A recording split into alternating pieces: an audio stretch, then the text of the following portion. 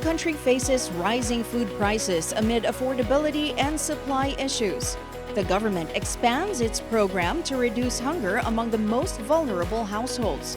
But this is just one step toward a larger goal to substantially reduce poverty levels. Reducing poverty and addressing involuntary hunger are among the most pressing concerns of Filipinos in recent surveys. And the Department of Social Welfare and Development is one of the agencies at the forefront. Joining us now is DSWD Secretary Rex Gatchalian. Welcome to the program, sir. Well, first of all, it's been a little over a year, no? Yes, I joined January 31. And how has it been, transitioning from an elected official to a cabinet post? Well, I would like to say that it was a bit easier for me compared to others who came from the private sector, because I had a stint in the local government unit, and it was about running the bureaucracy. And in DSWD, it's just a way bigger bureaucracy. But the DSWD is kind of multifaceted, diba? It doesn't just focus on hunger alleviation and poverty alleviation, but there's several things under your umbrella. Can you walk us through that? If we're going to box DSWD into three things, the first two comes with our name. Okay. Social welfare and development. Sadly nga, I was always telling people na because of COVID, ang naging Department of Social Welfare na lang kami, nakalimutan na yung apelido namin. We have a surname. Yes. It's development. So now we're putting thrust on development, which we'll talk about later on. But we have a third facet or a third phase, which is people know we do, but it doesn't appear in our name. It's disaster response. Disaster relief, actually. Let's go to the Pulse Asia report muna in April. It showed that 25% of Filipinos believe that reducing poverty should be the main focus or should be a priority. So do you believe that the current programs being implemented and interventions that are being implemented right now are working? Let me tell you this. The President has set a self-imposed deadline on all of us that by the end of this term, poverty should be single digit. And we all believe that we can do it. And it's why? Because it's a whole of government approach. Poverty reduction is not just a function of DSWD, but it's a function of all departments. Job generation, capacitating our people to make sure that they're educated and they're ready to catch whatever economic gains there are. And three, like I said, development, coming up with programs that will invest in human capital. So what have we been doing? I'm sure you've heard of the food stamps program. Yes. It's already running in its pilot. Okay. So the pilot has been running since January this year. 3,000 families muna. The design kasi na ginawa ng department is we give you electronic benefit cards. They're like ATMs. Yes. You go to an accredited shop, you tap it. You don't get it in cash, but you get food credits worth 3,000 pesos monthly. Okay. It's supplemental. It's not meant to. It's meant to add to what you take.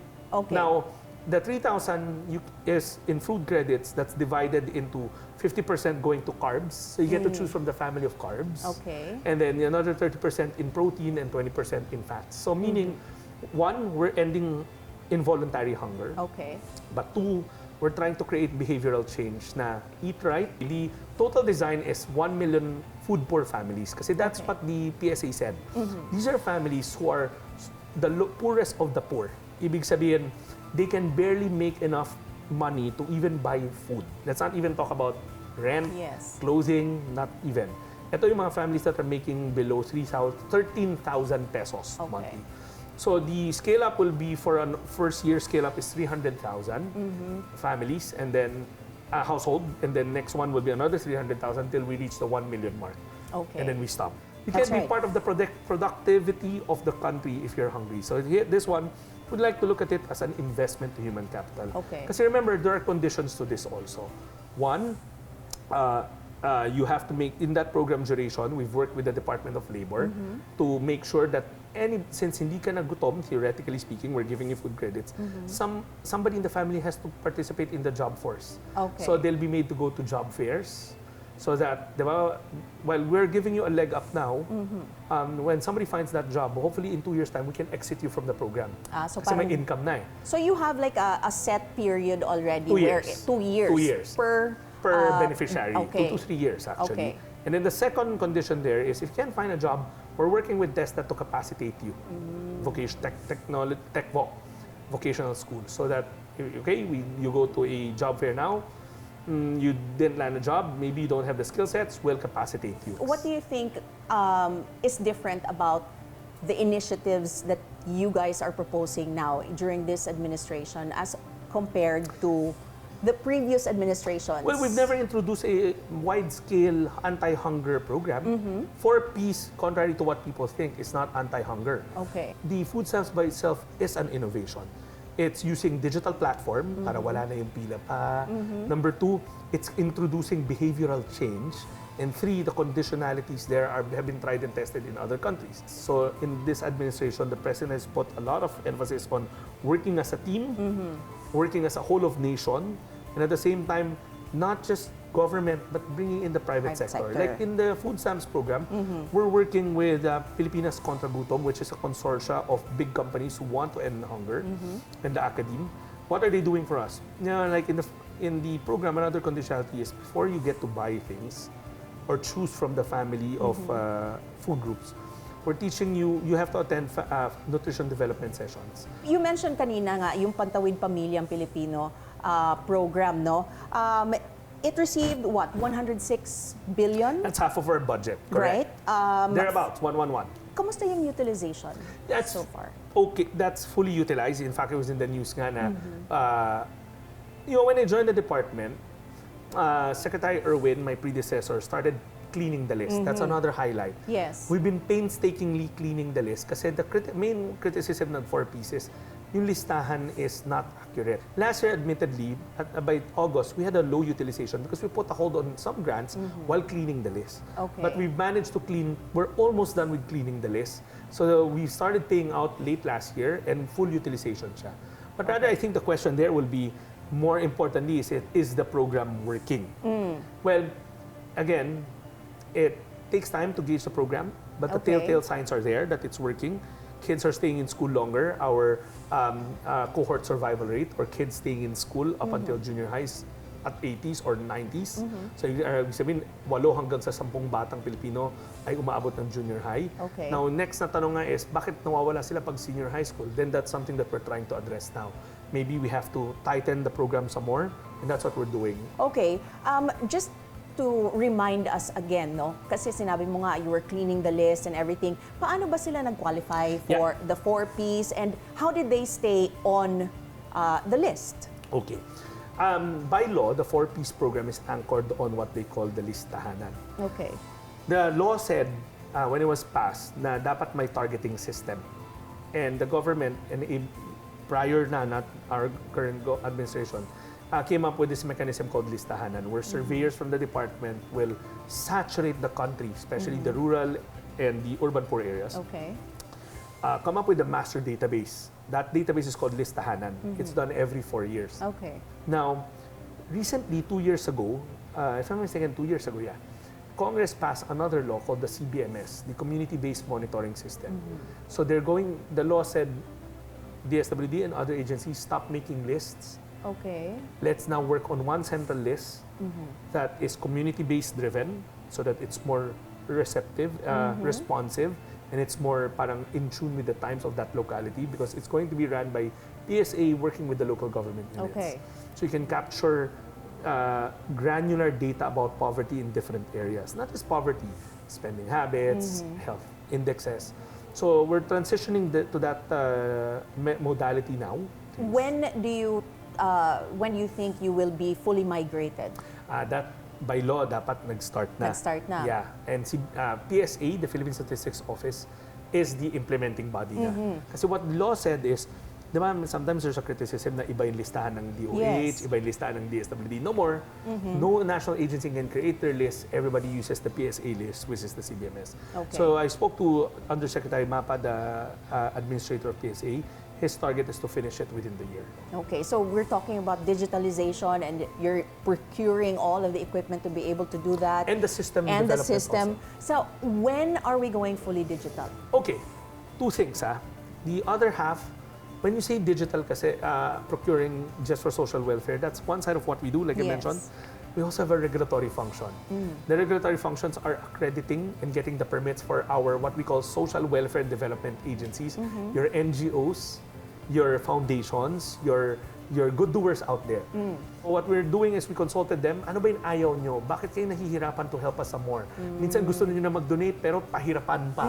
You hear of horror stories na nung panahon magdo-donate na nahaharas pa. Yes. So we want to put an enabling environment for them to thrive because they're force multipliers to end poverty. Okay. It's a fully digital system that will make our thousands of social welfare and development agencies nationwide just get their permits online as easy as 1, 2, 3.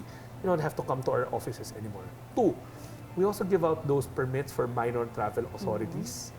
Diba? Yung mga kids traveling abroad by themselves. Of course, we have to be careful with the advent of human trafficking. Yes. But we've also have to take into account the age of solo parents who want to travel with their kid, but they're earning a living, but they have to go to our office just to get a permit to travel, which is a horror in most cases. Tapos pag weekend, sarado naman kami. Yeah. Talking about automation, one of the things that we're about to launch and we're piloting right now, we're launching a case management system Okay.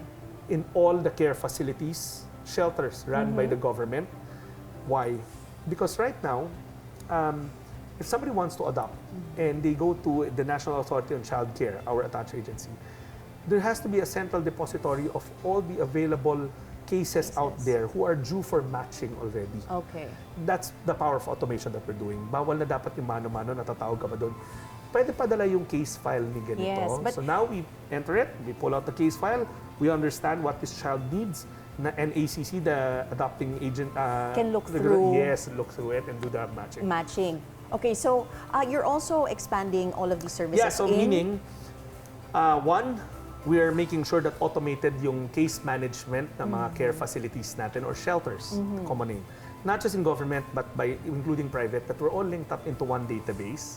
Well, one of your mandates also is something that comes with disaster preparedness, Yeah. diba? What are your preparations so far? I kind of figured na the name of the game is being omnipresent.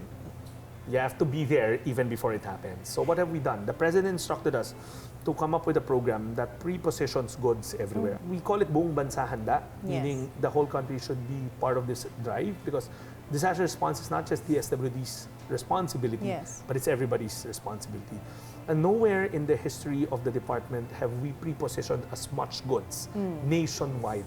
And we've also structured the 2 repacking centers natin to produce more goods by automating the production line. So how would you evaluate the performance of the Marcos administration, 2 years into office, in addressing the major issues like hunger and poverty? Well, the numbers are still there, but what's important there should be, are there concrete interventions that's being done? And I guess so many things I said is proof to the pudding that we are doing something. And hopefully we get judged when 2028, when we hit the target of single-digit poverty rates. And do you have, ending hunger. And ending hunger. But do you have, as you said, you have a lot of developmental and goals, right? Things that are in development long term. Well, you have 9 years of experience as mayor. Your brother is a senator. Your other brother is the current mayor of Valenzuela. So ahead of the midterm elections, some may be wondering what I plan to do. Yes, what do you plan to do? Do you plan to stay in the office of... Well, first, I plan not to get fired. Okay. But is there something in you that would like to go back to, elective position? No, not now. Not now. And I've said that categorically in a Senate hearing that I'm not planning to seek elective office in 2025. It's the first time in 18 years. And if you notice in this interview, I speak of the future. Yes. In future tense. That we plan to do this and by this date it will be finished. I plan to hopefully stay in the long haul. And hopefully, kasi I always serve at the pleasure of the president, diba? And I cannot always assume I'll be here forever, and I cannot do that. But I plan not to get fired first, and then stay on if I don't get fired. Well, we wish you luck. We wish you the best of luck. Kasi syempre, di ba, parang yung mga programs na in-implement mo or yung mga you want to see that through. Exactly. That's why I talk in the future tense all the time, diba? This December, knowing that our filing is in October. So I'm not categorically not running or seeking elective position this 2025. I plan to see these programs through because we made a promise to help the president with his goal of single-digit poverty and ending involuntary hunger. Thank you for your time, Secretary Rex Gatchalian.